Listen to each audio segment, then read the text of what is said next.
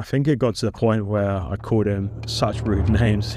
He called the rest of the staff, and there was 5 bouncers that picked me up and carried me out of prohibition, chucked me on the street, and I really heard this voice come in and said, "Stop, no more." The next day I felt all this conviction. I didn't go to church on the Sunday. I didn't go to work on Monday. My boss phoned me, was like, "You went out drinking at the weekend, didn't you?" And I was like, "Yeah, I did." And like, I had this voice constantly in my head saying, "No more, like, you need to stop this, like, no more drinking."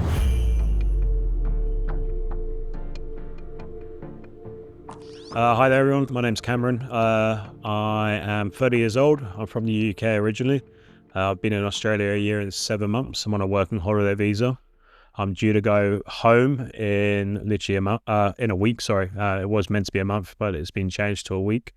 So I fly out back home to the UK on the 1st of December. This might be out a bit later than that, but we'll keep on going. And yeah, it's pretty much a little bit about myself. I've was brought up in the UK. Like my life was pretty simple. I had a really good upbringing, really good parents that actually sent me to private school because they didn't like the education system in my hometown. I did grow up with bullying and like being bullied a fair bit. I didn't enjoy secondary school for the first year until I was moved. And then when I was moved to private school, it like changed, but I also had a bit of an attitude. I was struggling with education still. I was classed as dyslexic, so I struggled with learning. I struggled with concentrating. It was a bit of a difficult time growing up from the ages like from first year all the way up to probably year 9. But I started getting the help I needed when I moved schools, which was ideal. Helped a lot with my education, being in smaller classes due to private schools having only a couple of kids in each year. Some people would say that I was privileged, and I definitely was, but it actually comes with a lot of guilt because of how my family had to make a lot of sacrifices for myself, for my education. Before private school, I was bullied heavily. I actually would fight with my dad a lot because of it. I didn't want to go to school, but he would have to drag me to go to school, which made things a little bit difficult growing up. I had a lot of good friends. I've always been a very social bee, so I've always made it easy to talk to people and make friends. Still to this day, very strong with that as well. But yeah, other than being bullied at school, there was a lot of other ups and downs with education and struggling to learn, which pushed me to being a bit more of a rebel. I was all the way up until probably, let's say, when I went to college, I was really good. I would do my homework, I'd go home, I'd make sure everything was done, and then I would play Xbox all night long. And it wasn't until I probably got to 17 when I started to pretty much not rebel, but I ended up making friends with some people in school, in college, that caused me to go out more. I started drinking. I started to go out BMXing. So it was a lot of BMXing guys I was hanging out with. So there was a lot of weed involved. There was not a lot. It was like majority of the people smoked it. So it was around me a fair bit, but I was brought up to not accept it. But I think down the line, I did end up accepting it a few times. Never agreed with me. So I never really got addicted to that. But the alcohol was what the issue was. So having parties in school, and then obviously going into college. I didn't really have many friends in college. A lot of my friends went to other colleges. So I was known for really concentrating on my media studies, which is where I got my photography eye for, my video studies. I was in college at the age of 16, so 16, 17, I think it was, where I basically met a group of friends that weren't ideal for me. That's the BMXing guys. So I was invited out a lot more. I was invited to go to the skate park, where obviously there was a lot of weed involved and drinking. But I tried to avoid that because of my upbringing. I was told to try it, but not to get too involved in it. But when I got to the age of 18, that all completely changed. So I started obviously skipping college. I started to, I still got a job when I was at 17 in a coffee shop, but it was with the guy I was skipping college with. So I ended up like quitting college completely and going into work full time, which then opened up obviously having money and being able to do more things, but it meant I didn't actually get the education I should have got, which stopped me from doing my photography more until I started doing it like not freelance, but like as a BMXer going out with my camera, just capturing things. So I could have had all these qualifications that would have helped me out now, but now it's more just like here I'm a friend, I can do photography. So I was capturing friends doing tricks and whatnot. So at the age of 17, I found I was working a lot more. So I was, even though I'd skipped college and I think it was around the age of 18, I was only at college for a year and a half. I could have gone really far with it. My tutor told me I was probably, if I wasn't messing around like I was and the people I was hanging out with, I could have actually gone so far. I had a couple of sit down chats with them actually. I don't fully remember, but I do remember them basically saying, I'm ruining my life and I am going down a route that I might not be able to stop. Me being me, I was like, oh no, I'm fine. I can cope. I'm a big boy. I'm working, so at least I can make money doing work, and I can work my way into a different job as well, if need be. It's never that easy, like to just work your way up. Sometimes you are the bottom dog for a long period of time. So after deciding to quit college in total and go into work, I was working in a coffee shop probably for 2 years of my life, which then went into the age of 18, literally doing all the graveyard shifts so that I could get the extra money, but also meant that I was starting early and then finishing early. So it meant I could go out and party in the evenings. I weren't doing the evening shifts. Sometimes I did the closes, but then it also meant that between me and my friend that I was working with, we would pretty much go out Wednesday, Thursday, Friday, Saturday when I turned 18 to go drink, which then started bad habits of alcoholism that I didn't believe I had. I didn't think I was an alcoholic. But the more I look back at it, the more the amount of money I used to spend on nights out was stupid. But because I had a job, I thought it was all right. It wasn't like I could cope, and I was working enough to be able to sustain it, but also have fun and do things I wanted to do. I think if I look back now, I wish I did continue with my college work. I do wish that I didn't go straight into work when I did. Ended up becoming a waiter around the same time I started going out drinking. So I started working in a coffee shop in the mornings and then doing waitering for a restaurant in the afternoons, which was once again with the same friend that I started going out drinking with. But when I was 18, I wasn't renting, but I was house sitting this couple's house in my local town, which was in a prime spot for the local nightclub at that time, which was a place called it was Liquids, and then it changed to Wonderland, and there was nothing wondrous about it. It was pretty awful, to be fair. Sticky floors and loads of drunk people, including myself. But that's where my life started really hitting, not rock bottom, but like I started going down worse than I was with the drinking. I started getting into fights. I started to sleep around with girls. I at the time, my first girlfriend was from the same club. Invited them back to the house I was renting, and that's when that sort of escalated into having a child with her. And I've got a little boy who's now 10. He'll be 11 in January on the 7th. Having to grow up quickly, but also still having to be a young adult, and that was the hardest part. Was probably I wanted to still experience life, but I couldn't because I now had the restrictions of a child. And the restrictions weren't restrictions because I wouldn't change it for the world. Some of the best memories I have of between 18 to 21 were because of my child, were because of my son. Even though it restricted me and made me have to grow up a lot, I was still acting like a child. I was still thinking that I was Billy Big Boy that could go out drinking on the weekend and get in a fight with anyone because I was angry and full of hate towards myself for having my son. During the time of her pregnancy, there was a lot of built up anger due to arguing with each other and a few choices that were happening at that time that I didn't agree with. I struggled a lot with anger growing up. I couldn't explain where it came from, and that started as young as being 5 or 6. And even my parents, we don't tend to speak about it because there's sort of times I don't remember. And they try and avoid to remember, I think, as well, because it was a hard time for my parents. But I've always had this like darkness inside me that caused a lot of hatred. And it wasn't towards anyone specific, mainly to myself, actually. I think it was because I didn't know how to control it. But yeah, it caused a lot of anger towards my son's mum. But because I couldn't take it out on her, I'd take it out on myself, or I'd take it out on other people in the nightclubs.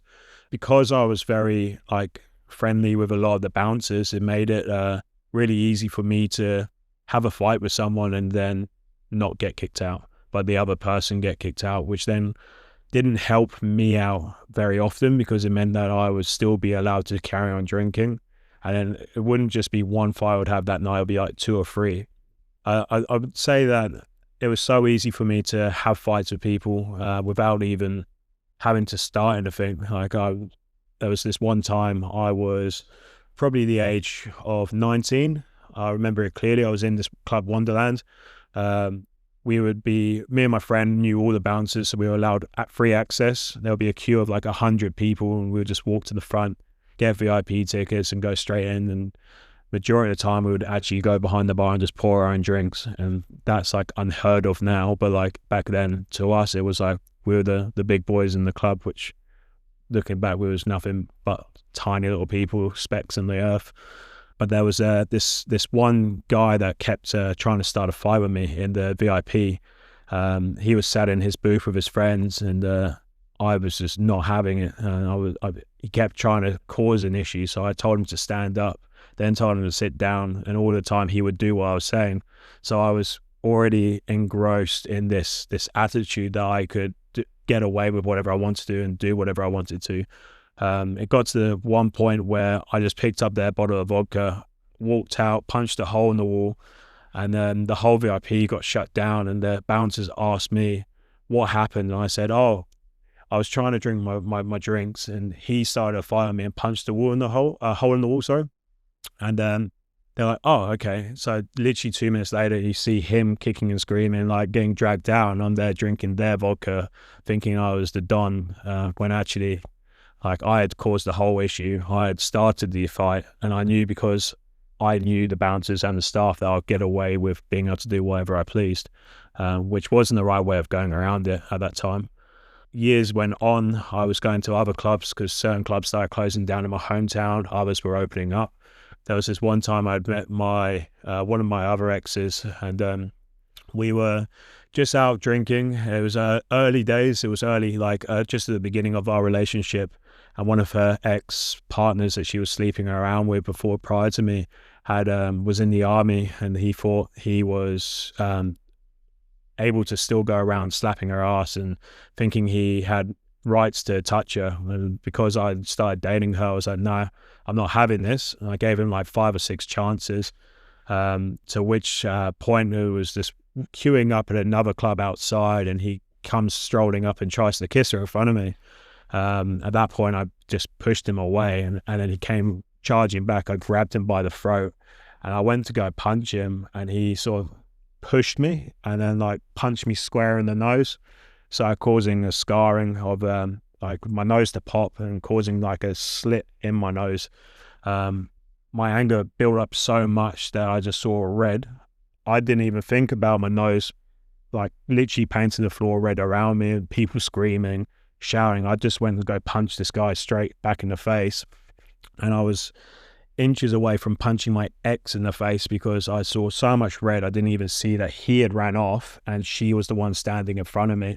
And it was like something just told me, no, stop. And so I stopped and I looked, and I was like shell shocked that I was like battle punched my ex, but covered in blood. And I was just like dragged off to one side. I was barred from the area. I was told I needed to calm down and I needed to sort my anger out, which then led to me getting barred from the club for, I think it was a couple of weeks, because there was this repeating habit of me starting fights, and they thought it was my fault, even though it was this other guy that was doing things. But it caught up with me eventually.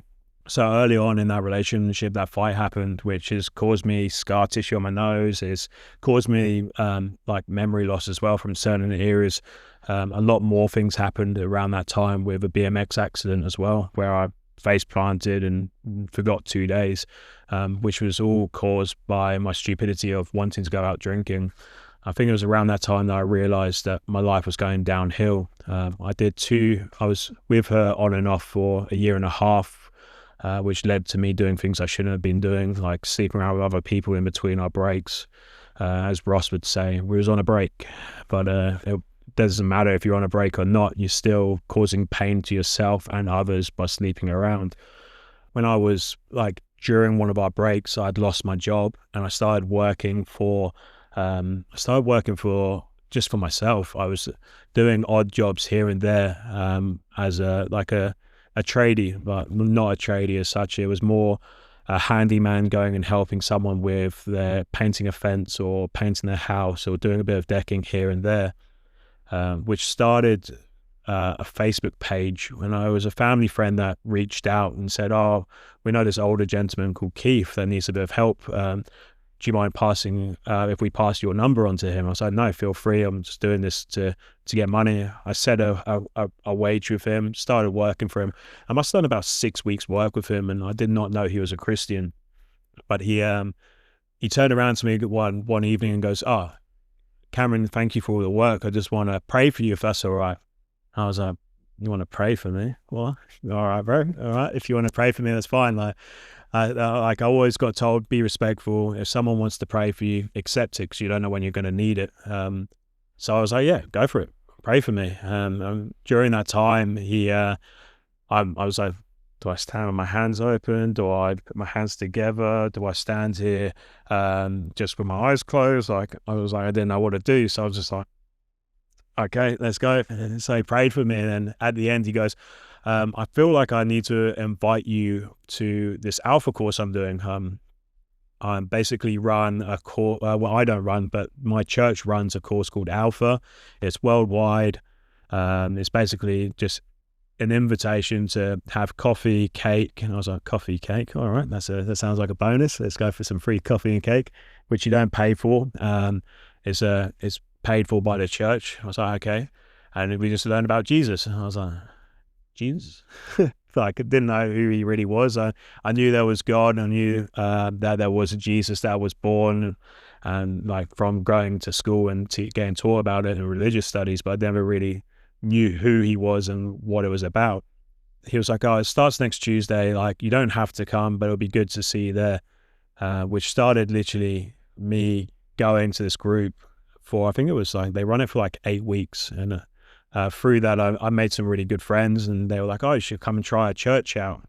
And I was getting really into like learning about it. I could understand the timeline. I could understand what was going on. So I started getting more questions about, okay, what is church like? So I ended up going to church for the first time with this group from Alpha. I was intrigued by it. Like, it was different. It was held in my old college sports hall of all places, and obviously I didn't have the best time with college. I had quit. So like, it's like God telling me, "Hey, your time here isn't finished yet. Like, you need to come back and have a bit more time." But I didn't know that until now. That is like, there was more to happen in my college than expected. So rocking up on a Sunday morning, I didn't know what to wear. I was like, do I wear a tie? Do I wear a shirt? Like, I just ended up going as I was. I think it was like a jeans and a t-shirt. I just rocked up, and I was just like welcomed, like I was a part of the family already. Because I'd been doing the Alpha as well, I had made about 4 or 5 friends that were going to that church as well, which opened up just really good long-term friendships. And one of the best people that I could explain is a guy called Ed, who was one of the preachers there. He was just so knowledgeable. But we would go and like hang out after, and we'd go and meet up and not do Bible studies, but just catch up about how my Alpha course was going. And I was creating good friends, but obviously during that time was COVID as well. So I wasn't actually able to fully commit to going to the church due to COVID shutting the majority of the churches and even the pubs and clubs down in the UK. I think it was 2 years we was on lockdown, and I was actually furloughed for pretty much all of that time. Um, Church went to online, which then made me step away from the church. I didn't not agree with it, but I didn't understand it. I didn't enjoy it. On the social side, so I was enjoying going and speaking to people, being able to hug church friends and being able to connect, like in groups of like 20 people, and then it got cut down to you can't even speak to anyone. You can't even be in the same room as people that aren't your family, which then caused me to really distance myself from church, but go back into the drinking. I basically would been going to church on and off for 2 years. Then COVID happened, 2 years of online church, and I was probably doing it once every 4 weeks, so once a month. I would try and lock myself into going, but connecting up and doing the live stream. But then Xbox and drinking took over. There's not much else you can do when you're stuck at home all day. So I was going through a crate of beer, then that ran out. Then I was going into my parents' gin cupboard, and they had like a whole fridge full of gins that my dad collected over the time. So I then ended drink, and like I hated gin as well, but because there was nothing else to drink, I then learned to acquire the taste of gin and tonic, which then led me to helping my parents finish off the majority of those gins, then going into whiskey because I wasn't getting drunk, so then I would need whiskey to keep me going. And then because my dad had subscriptions with wine companies, we would drink wine for dinner, and then we would have like port in the evenings, like just because it was cold, let's say around Christmas time. So then led me back into my drinking habits. I chose to do it. Like it wasn't my family's choice to have all this alcohol. My parents are actually, they rarely drink, but that's why they have so much, because they will be gifted something and it'll be just left there for months on end. I ended up drinking it for them because I wanted to feel what I needed, which I thought was the alcohol because I was bored, but it was actually I needed the alcohol to not survive technically, but just be happy. Like I wasn't happy and I was bored and I was unhappy, so then the drink came in to fulfill that, because then I could sleep at night, or I could then like stay up until stupid o'clock at night playing Xbox and just pass out. Many a time slept on the sofa when my bed was next door, but it was just easier to fall asleep there than it was to actually go to bed. When COVID ended, we were allowed to go out as groups of sixes. So there was restrictions put in place that you could be no more than 6 people. Never stopped us all. We'd all still go out, but then you'd just do some musical chairs. You'd switch around and get in trouble a few times, but they couldn't really do anything about it. Which then carried on the drinking and carrying on the stupidity of getting drunk, which then led to still more fighting. I think like I was getting somewhere with going to church prior, and then obviously at the end of COVID, a lot of things happened again. I was still messing around. I was doing a thing called urban exploring, which was like going and breaking into abandoned buildings and taking photos. And we got to see a lot of cool places, but a lot of the time we were chased out by security. I broke my phone 1 or 2 times. I nearly lost my camera. So a lot of things we were doing, we weren't correct, which also then led to things like milk runs, which was basically stealing people's pints of milk from their doorstep. So we'd follow the milkman around. And this is like just after COVID. So I was like 25, 26, going around stealing milk like a child. But we thought it was fun. We thought we was like having a whale of a time. The more I look back at it, is that someone's hard-earned money that they've been trying to pay for milk that could be for their kids or for themselves for their breakfast, or teas or coffee, which I know I couldn't live without in the morning. So like the stupidity of stealing things that weren't ours, breaking into buildings just to get photos, and then sort of in the evenings going out and drinking because we could, led to a lot more of an unhappiness like life. It wasn't it was fulfilling because it was fulfilling for that period of time, but it wasn't fulfilling for myself and my soul. Which then led me to the question of what should I do in my life? And one of the people from the church reached out and was like, oh, you should come back to church. And I was like, yeah, I could do, but I didn't. So I carried on living the life I was living. We're still during COVID times with the rules, and I actually decided to go out with my friends on mopeds, which then, not mopeds, motocross bikes. Started like never ridden a motorbike in my life. I had a bit of fun on them, which then led me to think, okay, I can do a 125 motorbike. I can suddenly ride a 600cc Kawasaki Ninja. So my friend was like, oh, it's not much of a difference. You ride a 510, you can ride a 600.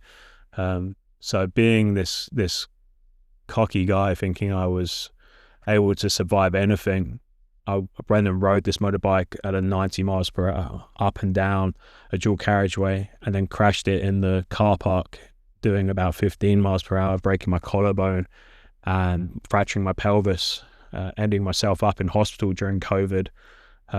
So I said no to going to church, but I was still going out and trying to have a wild life, which didn't get me anywhere. I feel very protected though, that it could have been a lot worse than it was. I actually didn't tell my parents at all. I didn't tell them until the day I discharged myself, I think it was. And my dad had to come and drop some stuff off for me, that I was in hospital like 3 days with this broken, like fractured pelvis and broken collarbone. Which I got messages from the church saying, look, I really think you need to start coming back again. I was healing from my collarbone and my pelvis, and decided I think I need to start going back to church. I'm going on a downward spiral into nothing, which was causing me more pain and suffering than it should have been. It was one day that I think it was 2 days after the accident, like 2 days after leaving the hospital after the accident, that I went on I think it was for my sister's birthday, to a local historical town with my family. And it was one of actually the most like happiest days I can remember. Even though I was in pain, I was struggling, I was on crutch, like one arm in this thing and the other arm on crutches. I was there's a picture of me and my mum, and it just made me realize that there's more to life than running around like a lunatic. I could actually like start to settle down with a family, with my family, and start to appreciate life.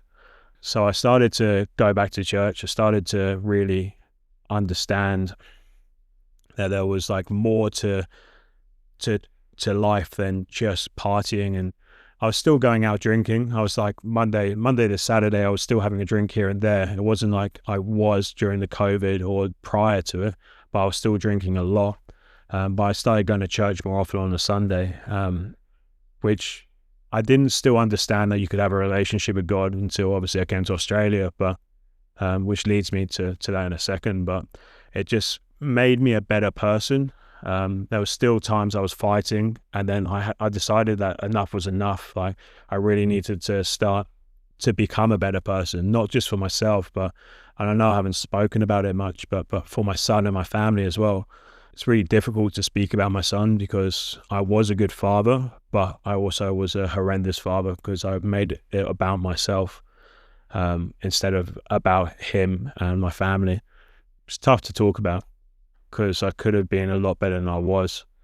Like I was a really good dad. I know I was a good dad, but at times I was also not there when I should have been, which led to probably 2 years ago when I decided I'm really struggling. I was struggling being a dad. I was struggling with still going out drinking. I was still getting into situations I shouldn't have been getting into.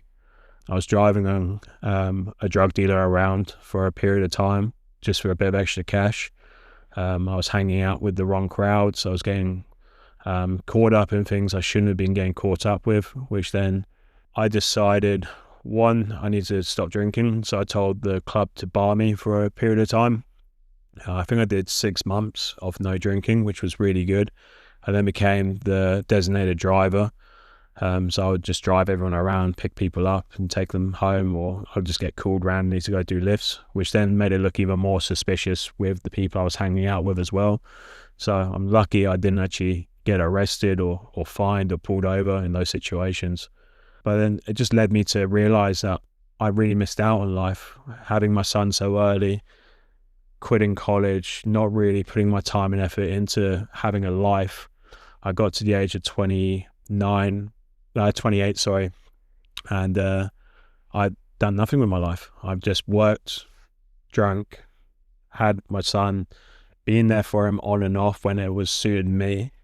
And then like I was doing nothing. I was just this pure misery. Like even though I was going to church, I didn't realize there was a relationship with God you could have. So I was just going to church to make me a better person. So I was going through all of these like depressive like moments. I was unhappy. I was bitter. I would still have these arguments here and there with people.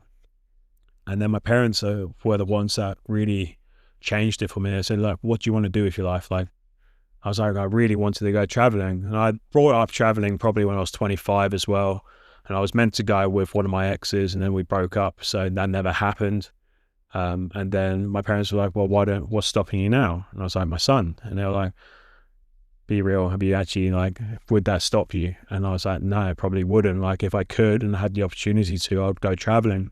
Like, I don't feel like I'm worth his time. I don't feel like he's worth watching me kill myself. And I literally probably would have killed myself if I continued the way I was going. I don't really talk about it, but there's times where I'll be sat in a car driving. I'll be like, what if I hit that tree? What if I crashed at 90 miles per hour? Like, would anyone miss me? And yeah, they would. Like, my son would miss me. My family would miss me. My friends would miss me.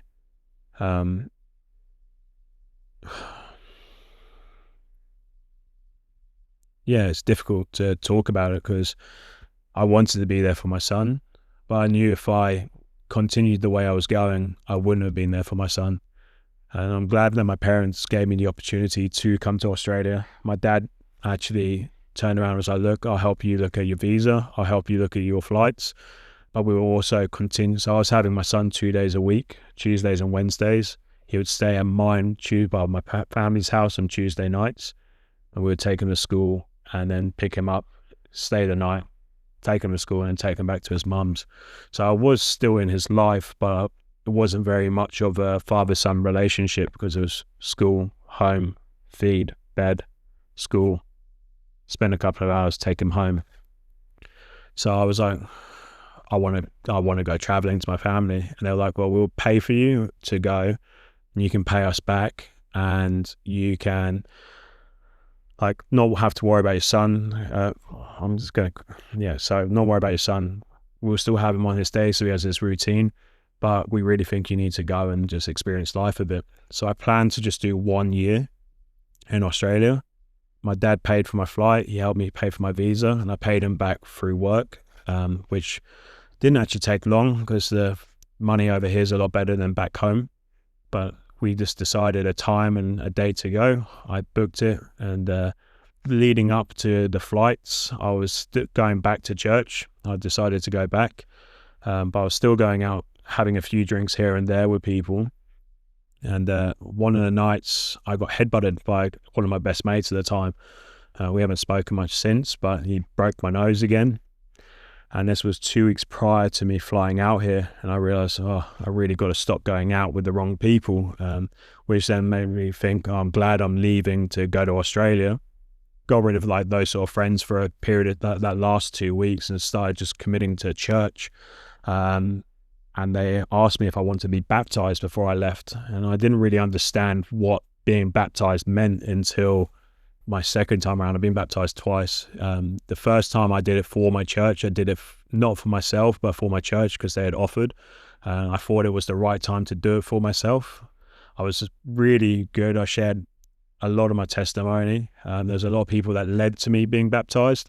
One of the street pastors actually that was going around my local town, she was one of the main reasons that I really started to seek God, because she kept telling me about him when I was completely smashed off my face. In fact, she probably saw me at all my worst. Most of the times I was quite understanding about it. And then obviously Keith as well. And then a lot of my other friends that were there. So I got baptized 3 days before I left, the 19th of February. We had a really good service. Then I went out and had a good a good, a good coffee with friends, and a good catch up before leaving to go to the airport 2 days later. Um, my parents took me to say goodbye. They told me they would look after my son, and off I went. And I came to Australia. The one promise I made myself, but also to my church, is I would find a good church to go to. The one promise I told my church and myself was I would go find myself a church as soon as I come to Australia. I was probably in Australia 2 weeks before I started going to church. Obviously, jet lag and a few other things had distorted me and made me very tired. I looked for a job and I found a job straight away. And then I found Hillsong in downtown. I was sent it through a couple from my church. It was actually Keith's wife, Linda, that had told me about them. And my sister, who's not a Christian, also said that her friends used to go to Hillsong, and it's probably one of the better ones that was similar to the church I was going to back home. So I decided to go to Hillsong. I was still going out drinking. I was still going to church. I started working for Nando's. I was assistant manager for Nando's for 6 months, which was also a period of time that I wasn't happy with. Even though I was going to church every weekend and I made some really good friends through Hillsong, I was still this misery shell. And I was like, well, I thought I'd come here to change my life, but instead I was still living the same life here. Even though I was going to church more, I was still going out drinking every weekend. I think there was one time I was found in the street by a Christian lad. I literally do believe that God sent him, because he said to me, I was walking this way and I was walking a different route, and I got told, like, I felt the urge to turn around and walk down the street. And he found me curled up in a ball, like crying my eyes out, not understanding what's going on. Like, I wanted to go home and I couldn't go home because I was in Australia. I didn't know where home was. Luckily, he managed to get on my phone and find out where I was living, got me in a taxi and took me home. I actually got out of the wrong address. There was 2 streets that were very similar to each other. Luckily, only like a mile, 2 kilometers apart. So I was very lucky in that aspect that I stumbled home the rest of the way. But I ended up like passing out on the doorstep, trying to ring my housemate because I couldn't find my keys, and just breaking down on him. He was one of the gents that was going to Hillsong, so he helped me out, got me up and helped me out the best he could. I was still this misery, like this pure misery that I didn't understand what life was. Like, I was over in Australia trying to change my life and become a better person.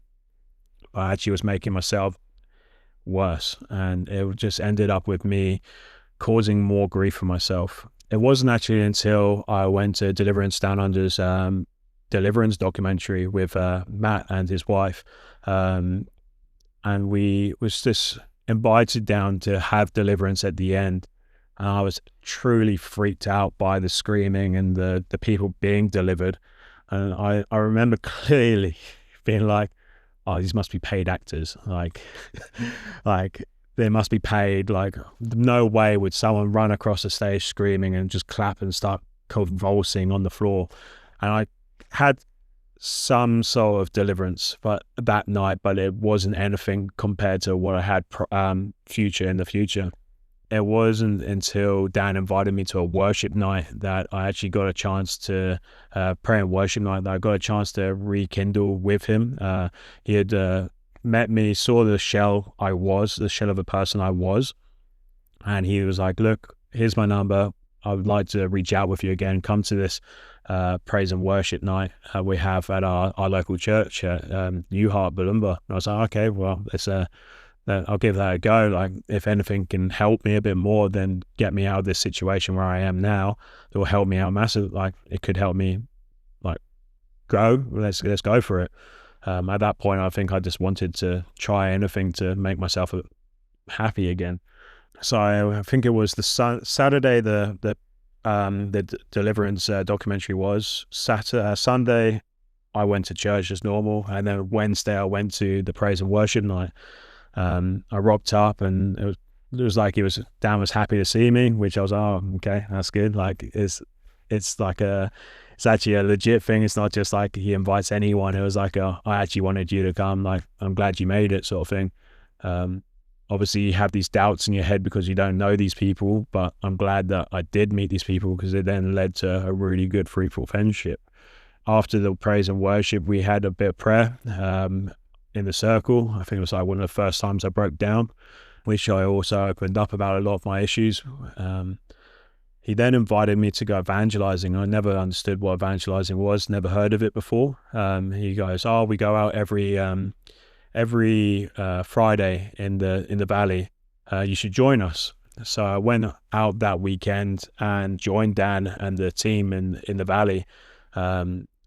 Turned out it was only us. It was just me and Dan. Like I was expecting. He was like, "Oh, normally there's like 5 to 6 of us," but then it was just me and him. So I was like, "Okay," like holding a sign in the valley. Like, I'm used to going out drinking here. I'm not used to standing with a sign that says "Jesus loves you" on it. Like, talking to people about it. So like, I've been just going to church, not talking about God or Jesus, to being put with a sign and then just watching Dan talk to these people about Jesus. I was like, well, far out, it's actually pretty interesting. Like, I would like to do this more often. That weekend I actually went out drinking. It was around the 9th of June.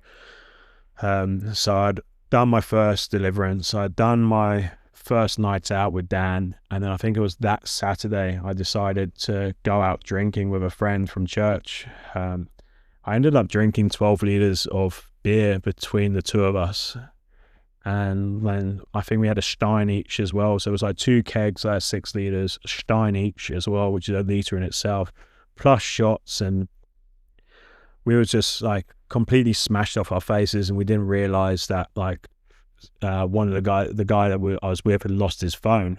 So we backtracked to Prohibition, and that he had left it on the paying counter.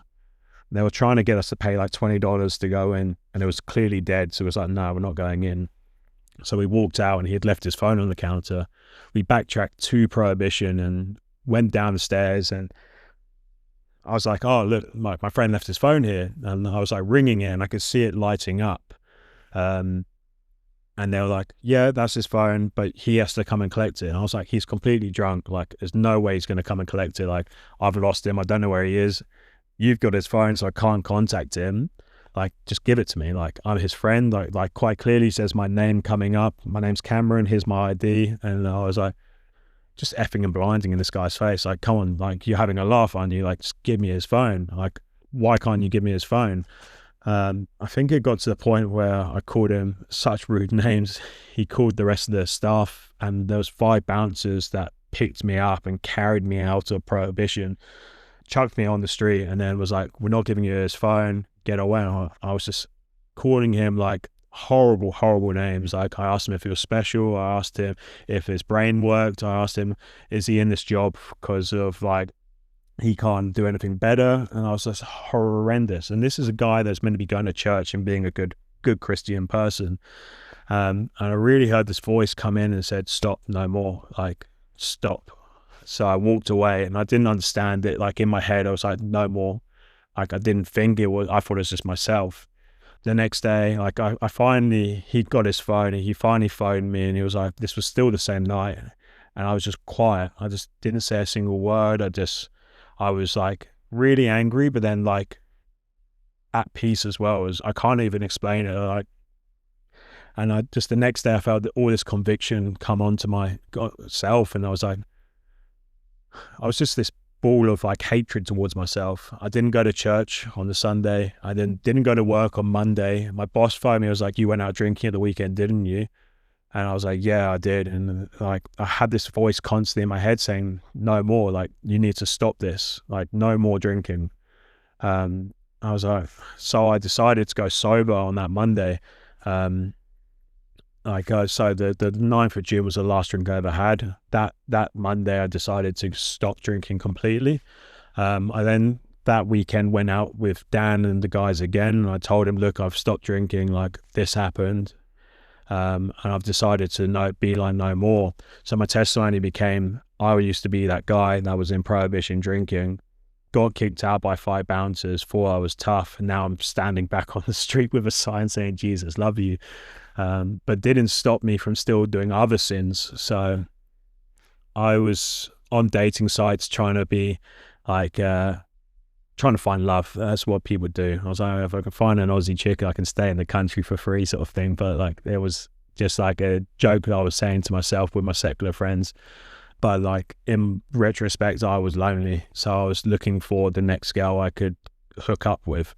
I'd met this girl in the Sunshine Coast. She had started messaging me and inviting me up at the weekend to go see her. And I was like, okay, just a heads up, I've stopped drinking. So it was literally the week before that I felt this voice in my head say, stop, no more. And I was like on my way up to go catch up with a girl for a couple of drinks. So I said, no, I'm not drinking anymore. I'll come out with you still. I'll come and see you. But I got to be somewhere. I got to leave like early. I got to be up early in the morning. So I got to be somewhere to take someone to the airport. And she's like, that's fine. You can sleep in my spare room. All is good. Like, you can come up, we'll chill. And then you can sleep in my spare room.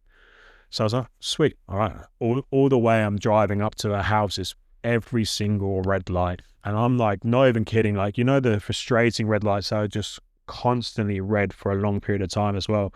And I'm not seeing it as a sign. I'm just like getting frustrated and angry. I get to this chick's house, an hour, and it was like, it meant to take me an hour to get there. It took me an hour and a half to get there because every single red light. And I'm telling myself, okay, don't let it affect like your night. Have a good night. And ended up like having a very good night in like my old secular self's head, but as a Christian, not very good night because I went behind God's back and went and slept with this girl. Made me feel awful, made me think that I actually could have affected that girl as well. The more I think about it, I definitely did affect her. I feel very guilty for that as well. I hope she would forgive me if she does see this, and like at the same time, because I led her astray as well as leading myself astray. I felt once again this voice in my head say, stop, no more again. And I was like, what, like, stop what? Like, and in myself, it's like, stop being who you think you are. You're not this person. There's more. There's like, you are more. And the more I think about it, that was God telling me no more. Like, and it wasn't until the next day when I was going to do the good deed and pick my friend up and take him to the airport that every single light was green, leaving that house to go do the good deed, that I realized that I just had this niggling like name in my head. So my full name is Cameron James Fisher, and I had James in my head constantly for the whole journey to my friend's house, to pick their friend up and take them to the airport. And I was like, I didn't understand it. And it wasn't until I picked up the friend that they're a Christian. I didn't realize what their job was, but they're Celebrate Recovery. So there's their ministry, which is basically helping people with addictions like alcohol, drugs, and porn and all the above. But I asked him, I was like, oh, like, what's James like? And he was like, oh, it's a Bible verse. Maybe you should read it because it's about temptation. And then lead into Timothy, and Timothy's another one about temptation as well. So I was like, okay, I'll give it a look. And I read it, and it just, everything was just like a humble slap in the face, like telling me like, look, this is you falling for temptation. Like, you really need to read the word and come true to yourself. Be more Christ-like, be like Jesus himself, like just be a better person. And I was not being a good person. I was hurting people still. I was hurting myself. I was causing other people to go astray. Like, these are people that are meant to be Christians as well, and I was leading them to go and do sin and do things that aren't godly. So like, I had all this like regret and like repentance come onto myself, and I asked myself, like, I don't want to be this person no more. I'm actually still sober. I haven't had a drink since the 9th of June. And after that night, I haven't slept with a single girl, and I haven't even had the thought to sleep with a single girl. I want to find my true wife. I want to find the person that I will have a forever home with, and also be able to grow a family with. And I'm holding myself to that because that's all I have. I owe it to myself, and I owe it to God as well, that I am loyal to him, and I have the decency to respect boundaries of other people as well. So since hearing that voice clearly in my head to stop being who I was, it led me to really start to seek him. And I didn't understand that you could see God's face. I didn't understand you could hear him directly until that moment in time.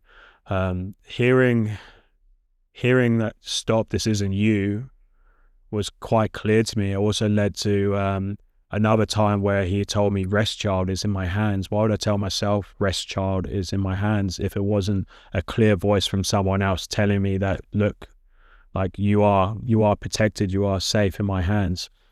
It says that he's Jehovah Jireh, he's the provider, he's the God that provides. And it wasn't until I fully started reading the Bible, I started to pray more. I had a prayer spot on top of the mountain, I'm going to say it wrong and everyone laughs at me for this, but Mount Ngungun, I can't say it, Mount Gungun, up in the Sunshine Coast, Glasshouse Mountains. I used to climb that, and I've actually slept up there 3 or 4 times and met some incredible people that are actually a part of my life now, which is incredible as well. But praying up there and just like saying, God, if you're real, show me a sign. Seeing a shooting star go across, okay, that's just a fluke. So God, if you're here, let me hear you. To hearing a bat squeaking literally straight after I said that, like, I know you can have these conversations and things will come clear. And I literally truly believe that you can have this relationship with him. I lost my job, and I've been provided for through gifts and massive help from good friends of mine. I struggled to find another job. It took me ages to find another job, but one was provided that was fulfilling and fruitful. I lost my rental because I lost my job, which was a really hard time, but I was provided a place to put my head down. So these are all things that I've achieved through seeking God and asking for his help. And some people might say it's fluke and coincidence, but if you're truly going through these times and you literally have nothing other than to trust in something that's not even visible, some people might think that you're crazy, but it's true. Like, there is a relationship you can have with him that actually, if you seek his face properly, you can understand yourself. And it wasn't until hearing his voice that really understood that I do need to change who I am. I need to stop being this person that's wasting their life and actually be a testimony to other people, to be able to help them seek his face and understand that there is a relationship to have. There is a better life to going out and wasting money on drink, drugs and alcohol, or sleeping around. And there is a true God that loves us dearly. Jesus loves us for who we are and died on the cross for us and paid for our sins.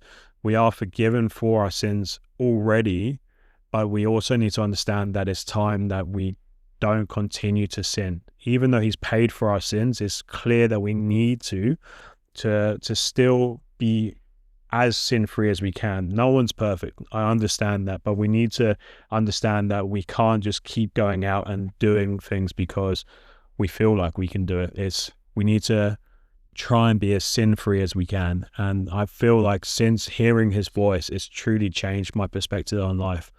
Like, I'm much more positive. I'm a much more happier person. Like, the misery that Dan saw on my face compared to the happiness now. And like, even I can like admit to myself, like, wow, like I've changed in 6 months, like completely 180 degrees, turned my life around.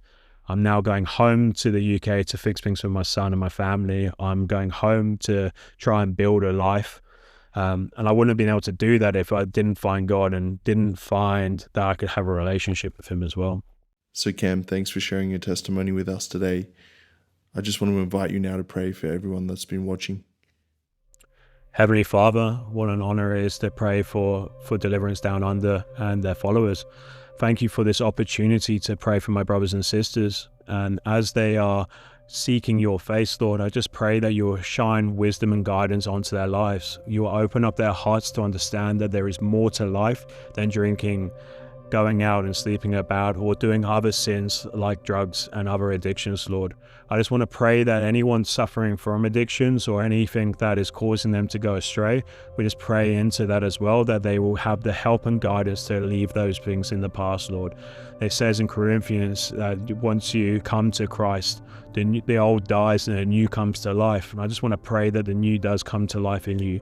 I pray that you do change to become more Christ-like and become more Christian. I just pray that for guidance and wisdom to come in your life, but also for him to show up in visions and dreams so you can seek his face as well as I have. In Jesus' name we pray. Amen.